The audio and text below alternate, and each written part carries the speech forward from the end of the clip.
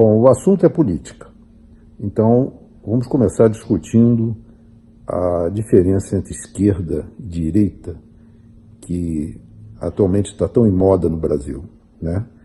A esquerda parece, para muita gente, significar simplesmente cuidado com os pobres, igualdade social, coisas assim. Enquanto direita parece pejorativo e parece se referir à ditadura, a extremismo militar, coisas assim. Essa distinção é interessante porque ela não concorda com a teoria de esquerda e direita. Em verdade, esquerda significa exatamente o contrário do que todo mundo pensa e significa governo centralizador em que o Estado tem preponderância sobre a iniciativa privada. Enquanto que direita é, em verdade, a liberdade de ação a um Estado mínimo e fortalecimento da iniciativa privada. É interessante porque muita gente pensa que, por exemplo, fala de nazismo seria direita. No entanto, nazismo era um partido socialista. Em realidade, essa distinção tem sido muito confundida, né, e não expressa a realidade. Agora, mais recentemente no Brasil, com a eleição do Bolsonaro, começou muito essa discussão de que era esquerda e direita, e que Lula seria esquerda e Bolsonaro direita. Bom, há uma realidade nisso, mas não exatamente como as pessoas parecem indicar.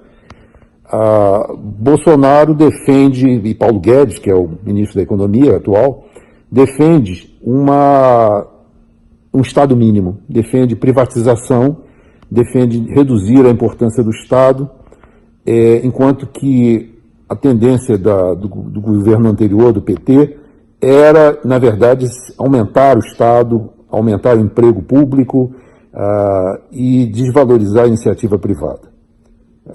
A realidade que se viu não foi bem essa, nenhum nem outro. Na verdade, o que se viu não tem nada a ver com a esquerda ou a direita, foi simplesmente PT se mostrou um governo completamente corrupto, que ignorou, não tem nada a ver com essa mentalidade de se é assistencialista ou não. Na verdade, foi um governo que se voltou a roubar. E, ao contrário do que se pensa, muitas empresas privadas cresceram fortemente graças ao PT, pois uma quantidade enorme de dinheiro foi desviada e empresas amigas tiveram um crescimento astronômico. Isso não é nada a ver com esquerda ou direita, mas simplesmente com roubo mesmo, corrupção mesmo. Bolsonaro vem com um governo supostamente se diz de direita, e direita no sentido de que se defende o Estado mínimo, né? Não significa com isso que coisas como Bolsa Família seriam extintos. Não me parece ser essa a tendência. Eu não tenho nada a ver com o governo, não sei nada do governo. Mas não me parece que seja essa a intenção. A intenção simplesmente é reduzir a importância do Estado, diminuindo a chance da corrupção, diminuindo a chance de roubos acontecerem, aumentando a força da iniciativa privada, se alinhando com países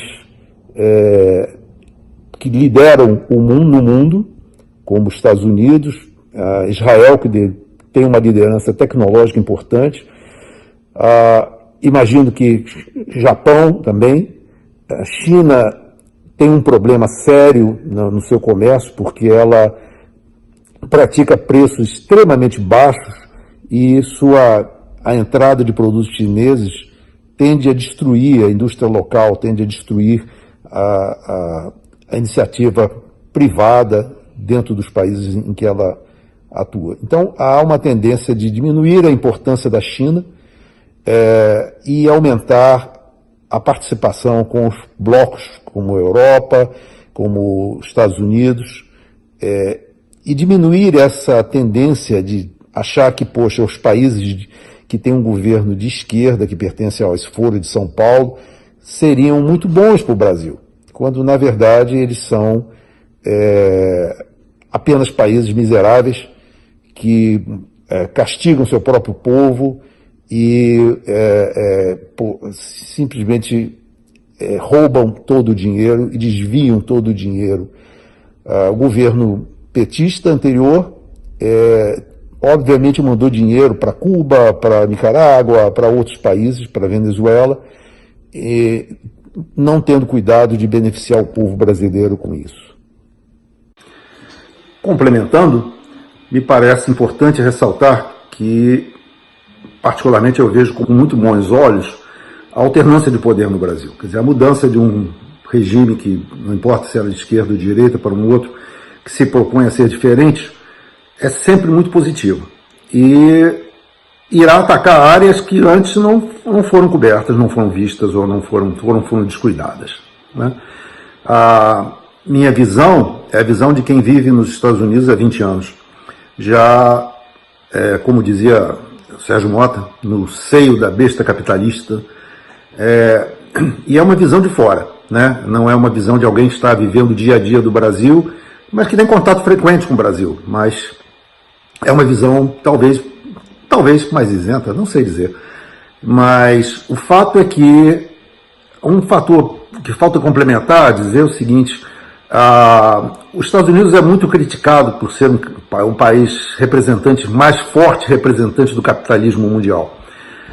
E é interessante você anotar, tive um primo da minha esposa que nos visitou recentemente e que veio aqui pela primeira vez e que ficou muito impressionado com a igualdade entre as pessoas.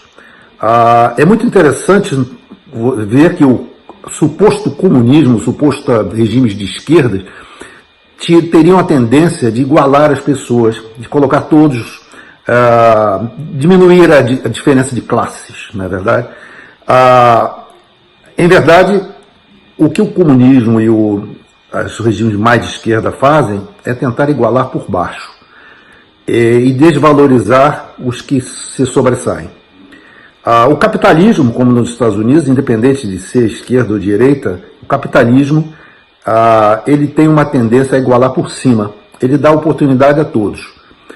Ele realmente é cruel com os incompetentes, com as pessoas, com os preguiçosos, com os marginais, mas ele permite a todos oportunidade e permite a todos igualar por cima, né? A riqueza é o que é ambicionado, não é a pobreza, mas ser rico. E por isso não há a ideia de penalizar os ricos, e sim de fazer com que todos sejam ricos, né?